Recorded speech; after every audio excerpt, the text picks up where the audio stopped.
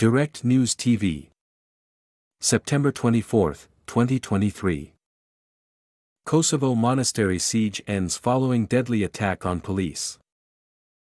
The standoff between gunmen and Kosovo authorities at a monastery near the border with Serbia ended Sunday night, authorities in Pristina said, following a police operation to regain control of the area.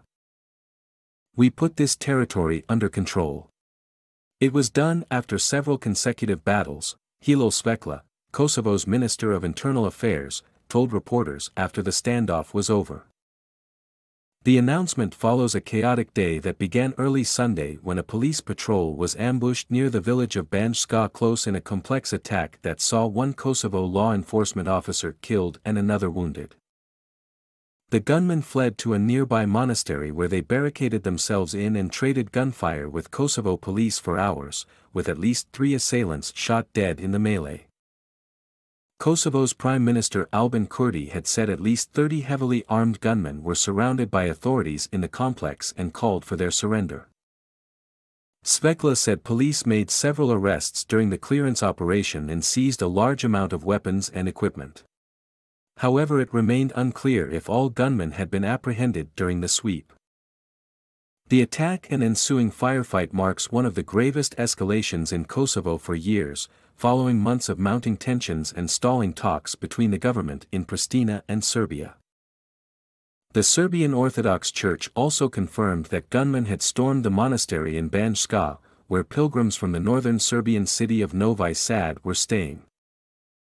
Pictures released by Kosovo authorities showed several heavily armed gunmen wearing uniforms, barricading themselves in at the monastery. "We can see armed people in uniforms, they are firing on us and we are firing back," Kosovo police official Vitan Elshani told AFP by phone from Banjska. Police later said in a statement that at least 3 attackers had been killed and 1 arrested during the firefight. Another 4 civilian suspects carrying radio equipment and weapons were also arrested. Kosovo police also confirmed that the Đerinj and Brnjak border crossings between Serbia and Kosovo had been closed following the incident. Standing ready. Kurti's comments at a press conference came hours after he called the ambush an act of terrorism and pinpointed the blame on the Serbian government. "Organized crime with political, financial and logistical support from officials in Belgrade is attacking our country," Kurti wrote on social media. The NATO-led KFOR mission said its forces were present in the area, standing ready to respond if required. According to Kosovo law, government authorities are not allowed to enter Orthodox properties, including churches and monasteries, without first receiving permission from the Serbian Orthodox Church. Serbian President Aleksandar Vučić was set to address the media on Sunday evening. According to the Serbian government's office for Kosovo, the president's press conference would debunk all the lies and hoaxes of Albin Kurti, the creator of chaos and hell in Kosovo. Tensions. The attack came more than a week after talks between the leaders of Serbia and Kosovo centered on improving ties failed to make a breakthrough during EU-mediated negotiations in Brussels.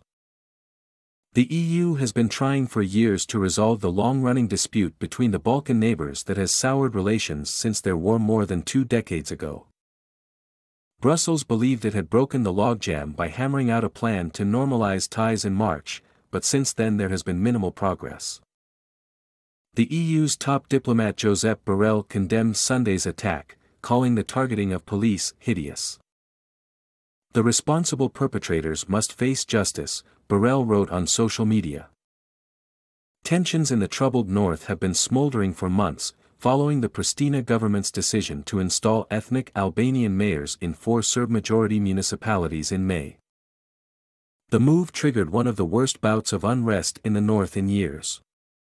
Demonstrations followed, as well as the arrest of 3 Kosovar police officers by Serbia and a violent riot by Serb protesters which saw more than 30 NATO peacekeepers injured. Kosovo remains overwhelmingly populated by ethnic Albanians, but in the northern stretches of the territory near the border with Serbia, ethnic Serbs remain the majority in several municipalities. The tussle in the north is just the latest in a long list of incidents to rock the area since Kosovo declared independence from Serbia in 2008.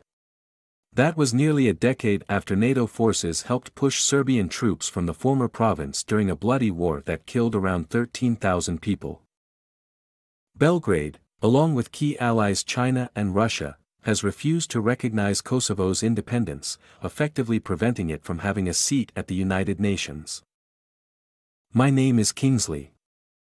Please like, share, subscribe and hit that notification bell so you can be the first to be notified whenever we post. You won't regret it.